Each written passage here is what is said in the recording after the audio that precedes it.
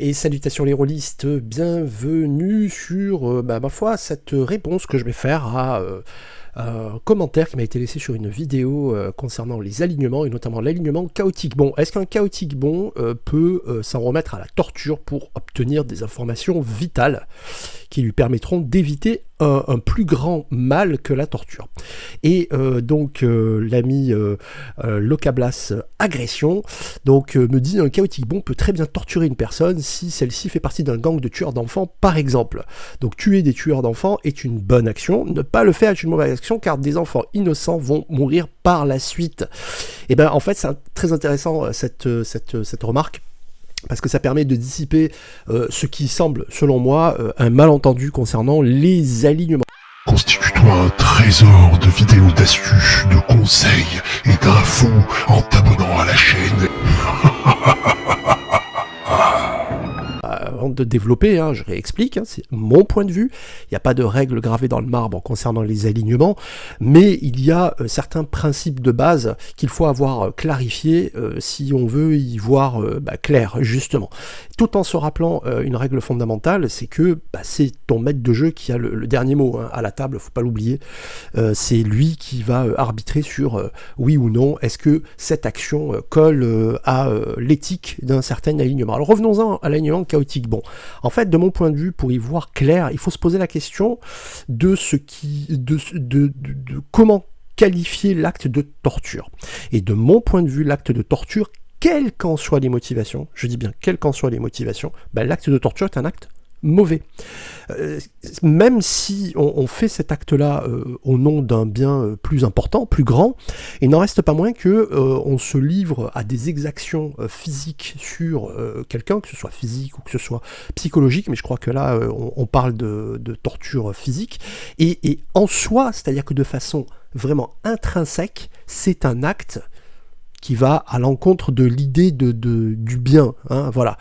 Donc à partir du moment où on a qualifié cet acte-là comme étant mauvais, par définition, un être chaotique bon ne pourra pas s'y livrer, même si il sait qu'en torturant ses malfrats, il va obtenir des informations qui pourront sauver, par exemple, des innocents.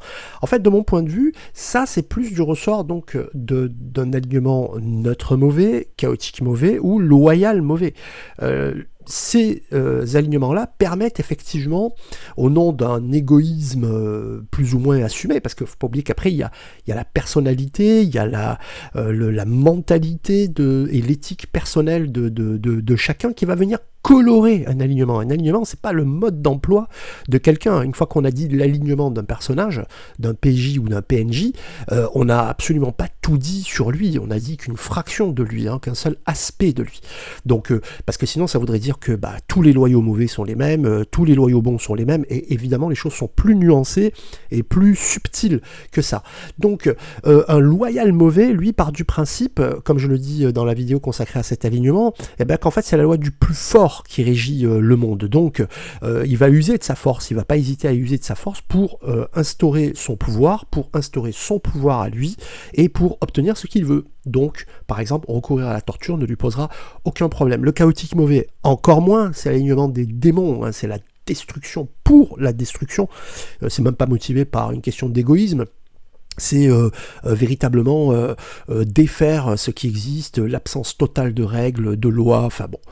Et enfin, vous avez le neutre mauvais qui, lui, par contre, agit par pur égoïsme. Donc, si pour atteindre ses objectifs à lui, il faut en recourir à la torture, ça ne lui posera absolument aucun problème. Donc, voilà, moi je pense qu'il faut, pour y voir clair, et pas tomber dans des discussions interminables, sempiternelles, il faut se poser en fait la question de qualifier en fait moralement un acte. Est-ce que on considère que la torture, mais en excluant les motivations, c'est-à-dire que ce qui perturbe le raisonnement, c'est qu'on mélange un petit peu tout.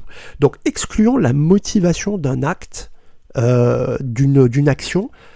Essayons d'analyser l'acte et l'action vraiment de façon totalement décontextualisée, justement. Est-ce que la torture, c'est-à-dire le fait de faire subir des sévices physiques à quelqu'un, ou quelque chose, c'est de nature bonne. Alors dans ce cas-là, on pourrait par exemple partir du principe que les inquisiteurs, lorsqu'ils avaient recours à la question, puisque c'est comme ça qu'on appelait l'acte de torture, et ben alors à ce moment-là, les inquisiteurs n'étaient pas étaient des êtres qui étaient tout aussi empathiques que n'importe qui, même ils faisaient ce qu'ils ont fait au nom d'un plus grand bien. Bon, pour autant, est-ce qu'on peut admettre, est-ce qu'on peut tolérer, même aujourd'hui, toutes les souffrances qui ont été générées par l'Inquisition? Attention, je ne rentre absolument pas dans un débat moral, c'est absolument pas la question. Là aussi, je sors l'Inquisition de son contexte religieux, je ne veux pas parler de religion, c'est pas la question, mais ça vous donne un exemple concret d'une organisation qui a eu recours à la torture, à la question, au nom d'un plus grand bien, puisque l'Inquisition était censée déloger l'hérésie, tout ça dans le but de sauver l'âme des fidèles et des croyants, et d'éviter donc que l'hérésie se propage, que la maladie se propage, mais tout ça au nom d'un bien supérieur. Hein. Donc voilà, moi ma réponse personnelle, c'est que non, effectivement, on ne peut pas s'en remettre à la torture pour justifier ces actes soi-disant motivés au nom d'un plus grand bien. Il faut, pour atteindre ce plus grand bien, avoir recours à d'autres actes que la torture, parce que sans quoi, on ne vaut pas mieux que celui ou celle dont on combat visiblement les exactions. On tombe à son même niveau, et c'est pour ça que vous avez des personnages de littérature, de comics, de bandes dessinées, de séries, comme par exemple, je pense à Batman, spontanément, qui sont des personnages, alors certes qui ne s'en remet pas à la torture, mais qui va à l'encontre de la loi au nom d'un plus grand bien. Et rappelez-vous, pourquoi c'est le Chevalier Noir de Gotham? Parce que lui, il met les mains dans le cambouis, lui, il salit son éthique, son âme, parce qu'on sait que personne à part lui n'est capable de le faire.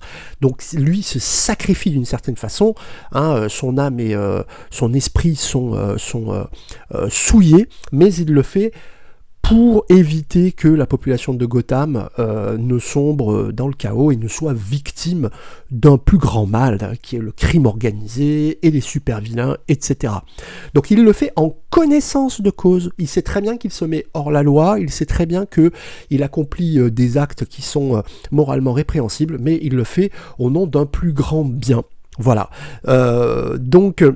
Voilà mon point de vue sur la question de la torture de façon générale et de la torture pour un personnage chaotique. Bon, donc moi, de mon point de vue, non, ça n'est pas possible, en tout cas pas dans le cadre du jeu, voilà, pas dans le cadre des alignements de Donjons et Dragons. Et je vous invite donc à bien faire la distinction entre caractère et alignement. Ce sont donc deux choses totalement différentes. Voilà, j'espère que ça vous permettra d'y voir un petit peu plus clair. Bonne partie des rôlistes et à très bientôt. Et vous voyez, n'hésitez pas à laisser des commentaires, des questions, ça peut donner lieu à des échanges absolument passionnants. D'ailleurs, n'hésitez pas à me dire si vous n'êtes pas d'accord, si vous avez une vision différente de cet alignement. Ma foi, ça va être super intéressant de lire tout ça et d'en discuter. À très bientôt et bon jeu les rôlistes.